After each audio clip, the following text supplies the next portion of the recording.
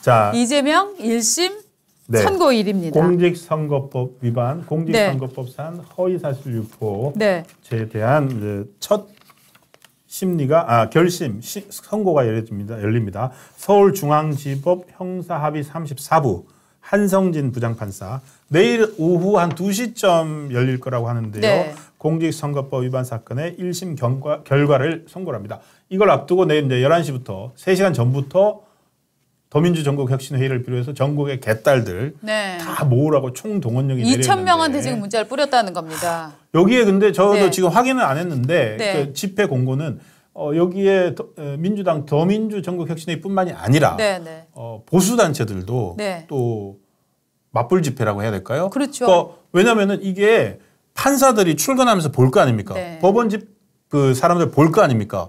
지금 계속 재판부를 압박해 왔잖아요. 맞습니다. 그래서 이제 재판부 들어갈 때 압박하겠다는데 반대로 반드시 유죄를 선고해야 된다. 네. 뭐 법의 엄중함을 보여주세요. 네. 이런 목소리를 들려주기 위해서 또 내일 가겠다는 분들도 많으십니다. 근데 이재명은 내일 그 선고를 받으러 가는 기분이 어떨까요? 왜냐하면 오늘 김혜경의 1심 선고일이잖아요. 네. 네?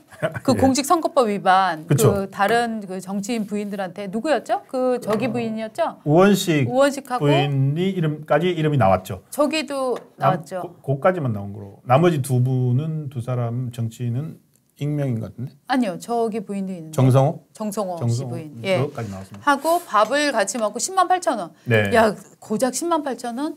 아니에요. 그렇지 않아요. 이게요. 공직선거법은 굉장히 규정이 엄격하게 지키도록 돼 있기 때문에 이게 하다못해 5만 원이라도 걸리게 돼 있거든요. 그런데 지금 그다음에 여러분들이 또 답답해 하시는 게 아니 그 조명현 씨 동원해서 그 맨날 초밥 먹고 이런 거는 그 그걸 왜 뺐어 이러시는데 그건 뺀 게 아니라 그거는 별건으로 하고 있습니다. 다시 지금 진행을 예, 하고 있습니다. 별건으로 하고 있고요. 예. 그래서 오늘 김혜경 씨가 아마 근데 김혜경 씨 거는 100만 원 이상 나오기 어려울 것이다 이렇게 보고 있어요, 다들. 그렇죠. 그렇죠? 근데 액수도 예. 그렇고 액수 때문만은 아닌데 네. 죄질은 근데 왜 100만 원 안 된다고 보세요? 100만 원이 안 될 것이다. 왜냐하면은 이재명이 유죄가 나올 거기 때문에 부인과 남편을 다 주지는 않을 것이다. 라고 이제 사람들 이제 보는 경우도 그러면 있더라고요. 만약에 네. 김혜경 씨 오늘 오후 2시 1심에서 김혜경이 만약에 몇백만 원 나와버리면 네. 내일 이재명 1심은 부부를 둘 다 선거법으로 처벌할 수는 없다. 그래서 이재명 100만 원 이하로 나오나요? 저는 내일 선고가 진짜 굉장히 내일이 핵심이죠. 예, 많은 네. 분들이 보고 있는데 김혜경 씨 거는 금액 자체가 또 10만 8천 원이고 그래서 그렇게 많지는 않기 때문에 100만 원 이하로 선고가 될 것이다라고 보시는 분들이 굉장히 많은데 기부금품법에 네. 대한 기부행 선거법상 저거는 기부행위잖아요. 네. 그러니까 이재명 대표 같은 경우는 공직선거법상 허위소실 공포고 저기는 기부행위인데 네. 기부행위 같은 경우에는 뭐 액수도 상당히 중요합니다. 네, 그런데 네. 이제 저기 같은 경우에는 뭐 법인카드 쓴 것하고 이런 것들 네. 때문에 죄질이 안 좋다를 네. 얘기를 많이 하고 계시는 거죠. 내일은 사실 이제 이재명 대표의 경우에는 양형 기준을 어떻게 적용할 것이냐 이런 게 굉장히 지금 관심거리잖아요. 네, 그렇습니다. 오늘 네. 조선일보를 해서 거의 이제 판사들도요 재량권이라는 게 있지만 양형 기준을 벗어나지 못하거든요. 그렇습니다. 그래서 공직선거법상 허위사실 공표 혐의의 이제 주요 판례들과 네. 그리고 양형 기준을 소개하는 기사가 나왔습니다. 그래서 기본은 공직선거법상 허위사실 공표 혐의의 경우에 기본은 징역 10개월 이하, 벌금은 200만 원에서 800만 원 사이. 네. 자, 무조건 이거는 저기예요. 의원직 있습니다. 상실형 뭐 이런 예. 거예요. 그런데 이제 여기에 이제 피고인에게 유리한 사유, 네. 피고인에게 불리한 사유 이걸 가지고서 감형을 하기도 하고 그다음에 가중을 하기도 합니다. 맞습니다. 그래서 그러면 이제 과연 성남시장 재직 때 나는 김문기를 몰랐다라고 방송 인터뷰에서 얘기한 것 그리고 국정감사에서 백현동 부지 용도 변경은 국토교통부 협박을 받아서 한 거다. 네. 이렇게 둘 다 준비해서 발언했습니다. 준비해서. 네. 발언한 것은 과연 감경 요소인가 가중 요소인가 그거를 따져봐야 되겠습니다. 그런데 가중 요소는 이런 게 있어요. 상대방이 다수이거나 전파성이 높을 때, 즉 많은 사람들이 보고 있을 때 또 범행 수법이 불량할 때, 허위 사실이 후보자 평가에서 매우 중요한 판단이 될 때, 동정 전과가 있을 때. 4개 다 포함이네. 4개 다네요. 동정 전과가 있을 때. 동정 전과 있고 그리고 방송에서 얘기했습니다. 네. 방송에서 얘기했기 때문에 아주 전파가 많이 됐고 국정감사에서 또 그게 다 생중계됐습니다. 생중계됐습니다. 네. 심지어 본인이 네. 판넬까지 준비해서 왔어요. 맞습니다. 기억납니다. 판넬까지 준비해가지고 그래서 지금 민주당 사람들은 네. 아니 이미 대통령 후보로 나섰는데 네. 굳이 경기도지사 그냥 사퇴하라고 했는데 네. 도지사 사퇴 안 하고 국정감사까지 나가서 자기 해명을 했잖아요. 네. 왜냐하면은 그 백현동 용도 변경이 지금 결국 그것 때문에 김인섭 씨가 징역 5년 받았잖아요. 선거에 결정적인 요소라고 생각을 해서 본인이 나가서 온몸으로 막았다고 보는 그렇죠. 겁니다. 그럼 이거는 너무너무 큰 가중 요소죠. 그러니까 이게 어떻게 다 동정 전과. 동정전과 지금 4개 다 한번 다시 해보시죠. 네.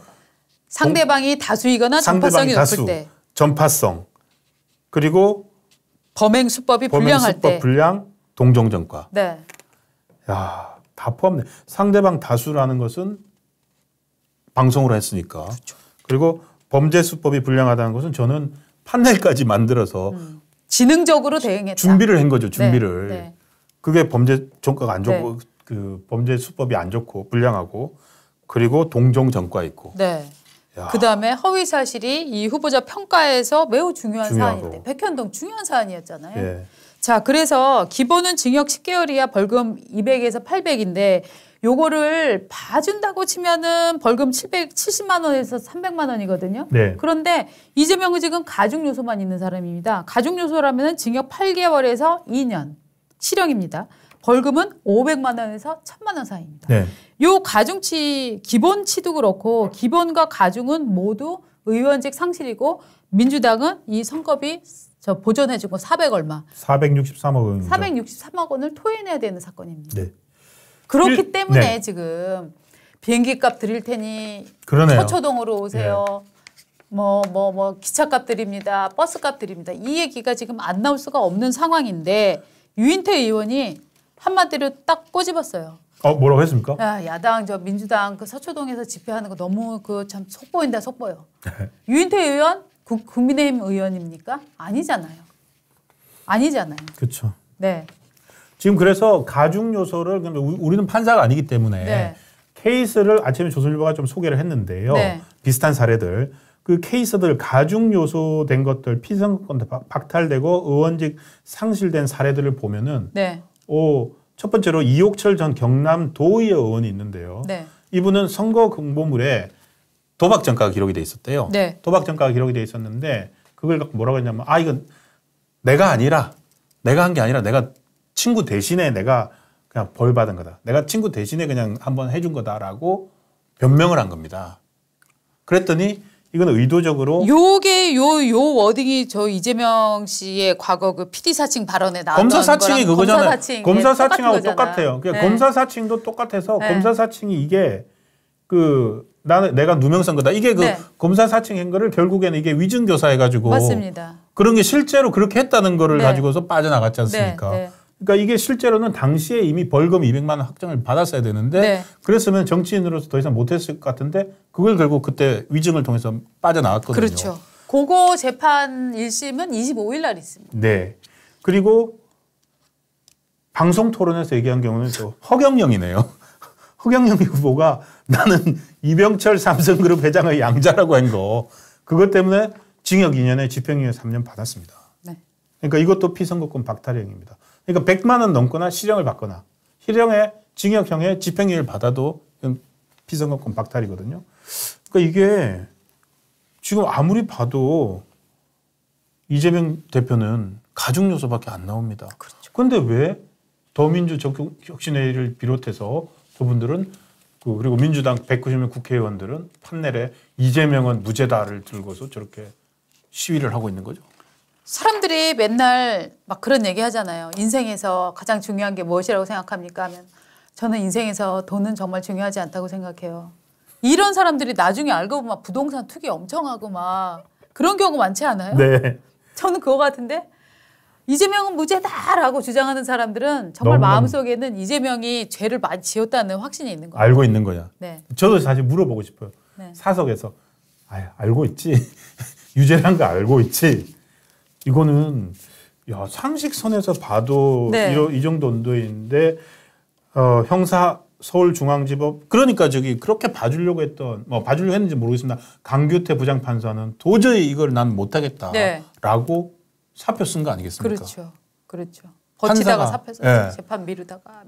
그러니까 우리의 한성진 부장판사 그 재판 물려받은 한성진 부장판사는 물론 이제 다른 재판 그 배석 판사들도 2명이나 있기 때문에 어떤 판단을 내릴지 모르겠습니다만 한성진 부장판사의 손에 우리나라 정말 중요한 판결이 있다는 거. 네. 앞으로 내일 어떤 판결이 내려질지 정말 많은 분들이 지켜보고 있습니다. 네, 뭐 설령 내일 뭐 이재명 대표가 뭐 무죄 나온다고요? 무죄가 아니라 뭐 80만 원 뭐 정도, 90만 원 정도의 벌금이 나온다고 하더라도 또 너무 실망하실 필요는 없습니다. 앞으로 재판이 줄줄 있고 선고가 계속 이어질 거기 때문에 또 더군다나 내일 1심에서 이렇게 미약한 처벌이 나온다면 우리 모두는 다 행복하게 잘 살 수 있습니다. 왜냐하면 법원이 거짓말해도 된다고 인정해 주는 거잖아요.